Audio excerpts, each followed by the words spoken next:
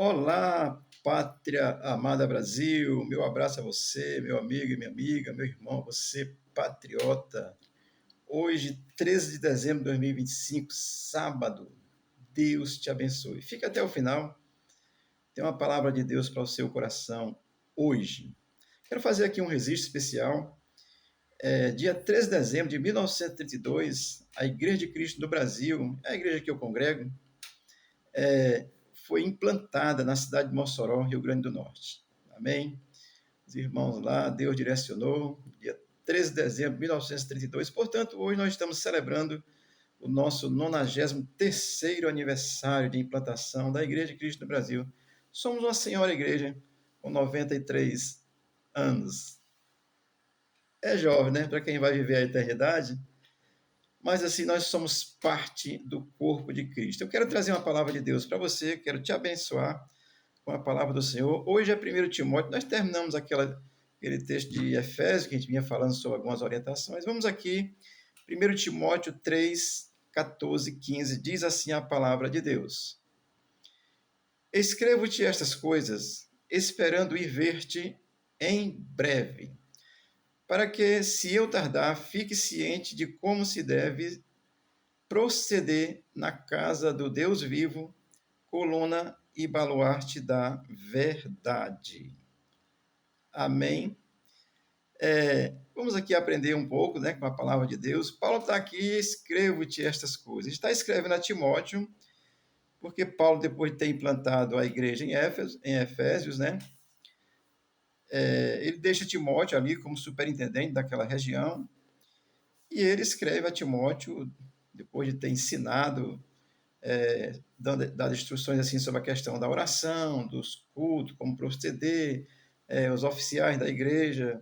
Então, ele passa, ensina a Timóteo, e aí aqui ele está escrevendo, ele diz, escrevo-te estas coisas, portanto, Paulo está escrevendo aí princípios, e ele vai aqui destacar, assim, a razão principal da verdadeira igreja de Cristo, tá certo? Que é coluna e baluarte da verdade do Evangelho de Jesus Cristo.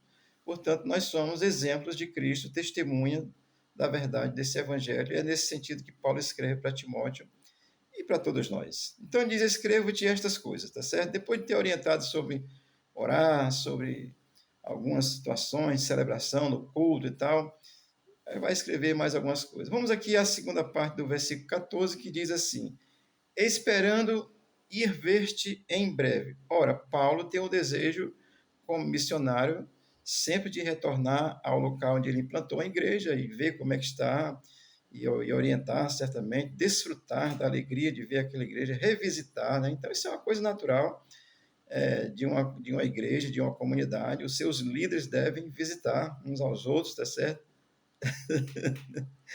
Então, nesse sentido, é recomendado que os líderes assim representativos das igrejas visitem as congregações, isso é natural. Então, Paulo tem esse desejo, e não seria uma visita só para cobrar, exigir, reclamar, não. Uma visita de conforto, de orientação, de orar junto, de estar junto, de celebrar. Amém? Então, Paulo demonstra esse desejo de ter com Timóteo.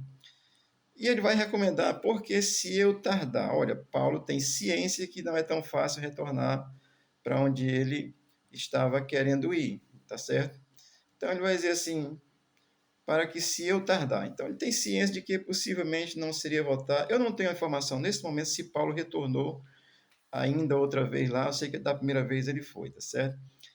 Mas assim, isso envolve a obra e a sua importância e que nós devemos assim aprender essas coisas a depender de Deus. Paulo, pela vontade dele, certamente ele voltaria, viria e estaria com facilidade, mas nem sempre é tão fácil assim.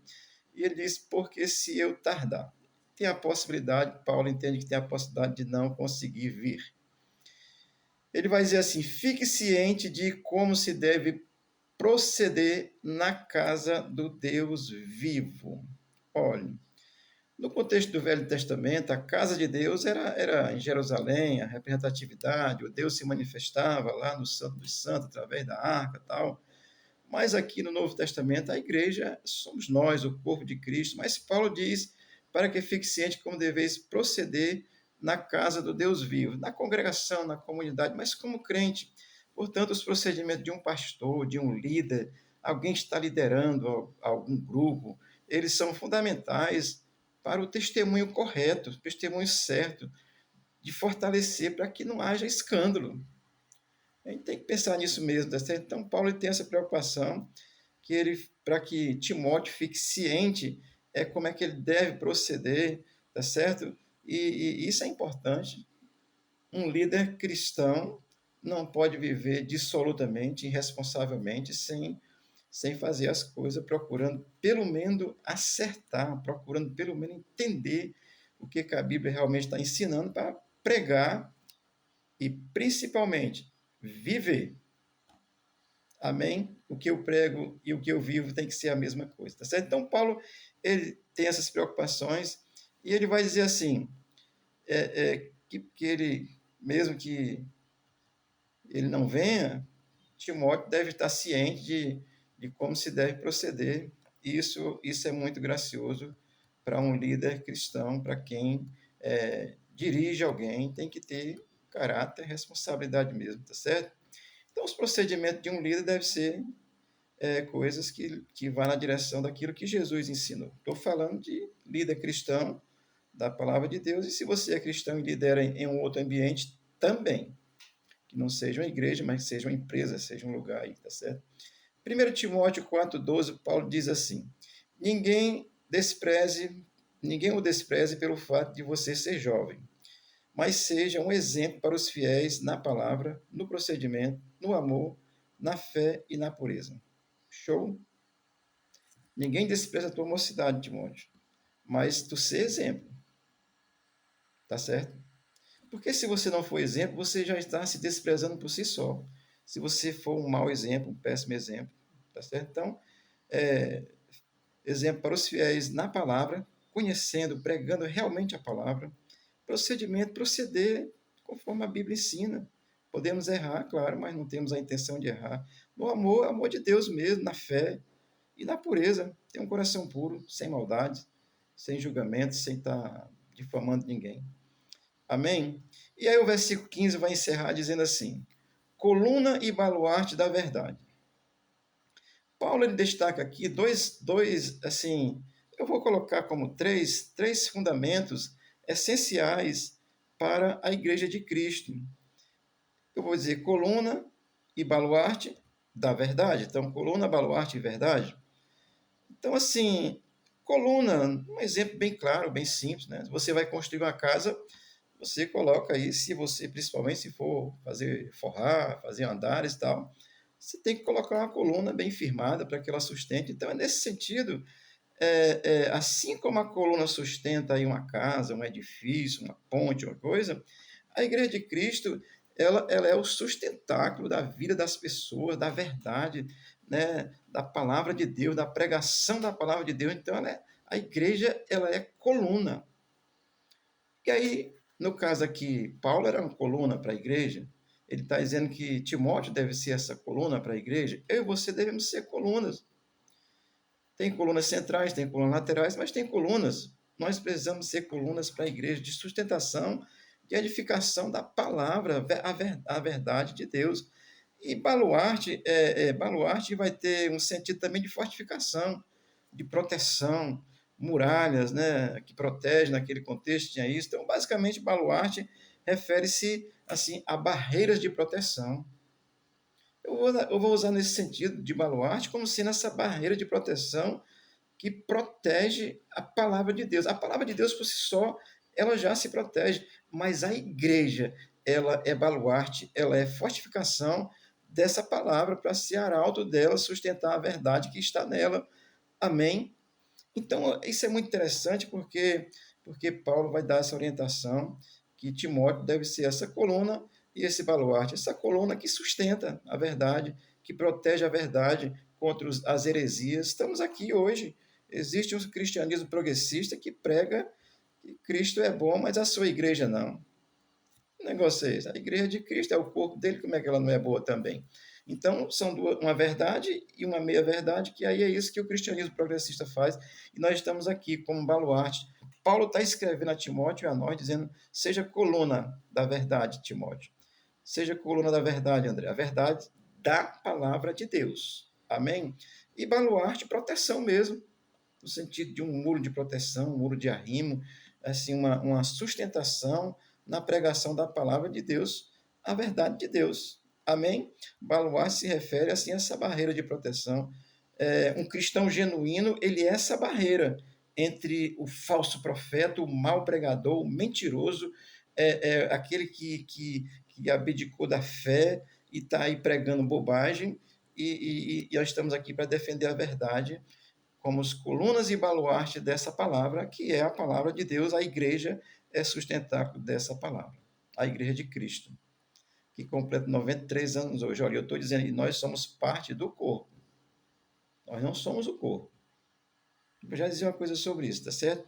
Então, coluna e baluarte, eles são termos que demonstram assim, esse papel fundamental da igreja em apresentar e manifestar publicamente a verdade de Deus ao mundo. Estamos aqui para isso, apresentar essa verdade de Deus ao mundo. Existem muitas verdades.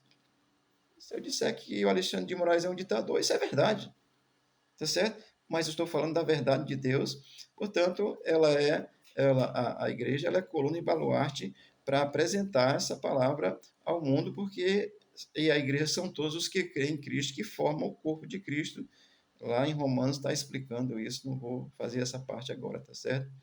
Então, Paulo enfatiza que a igreja ela é essa barreira e essa coluna de sustentação, de oposição ante os falsos profetas, os mentirosos que estão pregando aí para ganhar dinheiro, mentindo. Olha, e cristianismo progressista e tudo mais que está por aí afora, que prega Jesus por interesse, qualquer coisa, menos a verdade do Evangelho, tá certo? Então, nesse sentido, a verdade do Evangelho de Jesus Cristo está na Igreja de Cristo. E essa verdade, ela é apresentada ao mundo pela Igreja de Cristo, que somos nós, todos os convertidos exclusivamente pela fé em Jesus Cristo como Senhor e Salvador, temos a responsabilidade de sermos coluna e baluarte dessa verdade. Amém? Tem alguém dizendo que a palavra de Deus pode ser, mas pode não ser, relativizando. A palavra de Deus é palavra de Deus. Amém? Eu vou dizer isso aqui, amado, porque está no meu coração. É uma pena que as instituições religiosas, elas dividem o corpo de Cristo. Cada denominação, às vezes, cada igreja local, ela pensa que é o corpo de Cristo, ela não se percebe como parte desse corpo.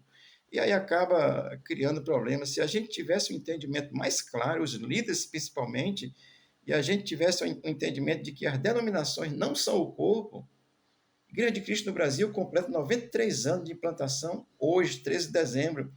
Mas eu, pastor André, tenho ciência disso. Nós não somos o corpo de Cristo, nós somos parte dele. E há um desejo no meu coração que a gente tivesse um entendimento nessa direção, que seria muito mais fácil e Deus faria muito mais proezas e coisas grandiosas no Brasil, porque, na realidade, a gente, como denominação, acaba dividindo o corpo de Cristo, que é a sua igreja formada por todos que creem. Porque cada um quer ser dono da verdade. A verdade é Cristo, rapaz. Se eu não estiver falando a verdade, desconsidere.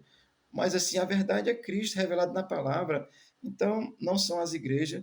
A igreja de Cristo, aqui no João 23, pense na parte menos honrosa do corpo humano. Nós somos essa parte. Não vou dizer para não me escandalizar. Quero ser pelo menos essa parte que é super importante no corpo, tá certo? Então, cada denominação, cada igreja, cada membro é parte do corpo. Isso, para todos aqueles que creem em Jesus, é essa igreja que vai ser arrebatada. Portanto, nós somos baluarte da verdade, sustentável da verdade, da pregação do Evangelho de Jesus Cristo, sem distorção, sem mentira. A Bíblia interpretada pela Bíblia é o que eu faço aqui. Uma pessoa me procurou e disse que não queria ficar aqui, que ia para uma igreja bíblica. E aqui nós pregamos a Bíblia ipsilitre. É a Bíblia pela Bíblia. Também, então, mais bíblica do que essa não tem, eu não sei. Assim nós somos bíblicos, tá certo?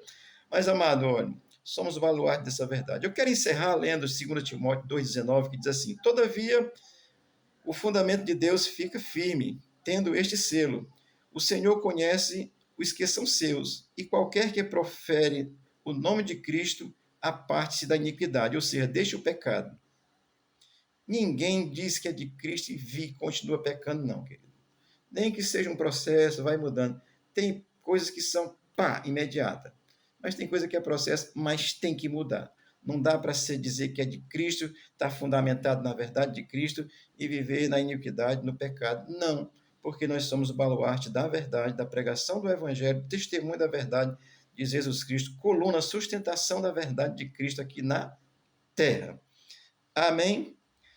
E aí vou ler João 10, 27, 28 e 29, porque para você entender isso. Jesus disse assim: as minhas ovelhas conhecem a minha voz, e eu conheço-as, e elas seguem-me. Dou-lhes a vida eterna e jamais perecerão. Ninguém as arrebatará de mim, porque meu Pai é que mais deu. Versículo 29. E sendo ele mesmo poderoso, sendo ele mais poderoso do que ninguém, e ninguém as arrebatará.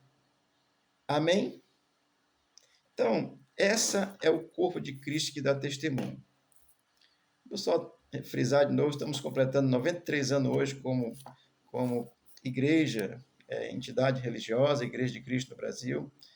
Eu tenho muita ciência que nós somos parte do corpo. E como parte do corpo, vamos aqui sendo o arauto da verdade, pregando a verdade que é a palavra de Deus. Deus te abençoe, Deus te guarde, Deus te dê um bom domingo, um bom sábado. Deus abençoe a nossa nação, Deus abençoe o Brasil e nos liberte das garras do Satanás, que ele está sufocando a nação brasileira através desse sistema maligno que é o socialismo marxista, comunista, terrorista. Deus te abençoe e te guarde. Jesus é a verdade que liberta. Amém.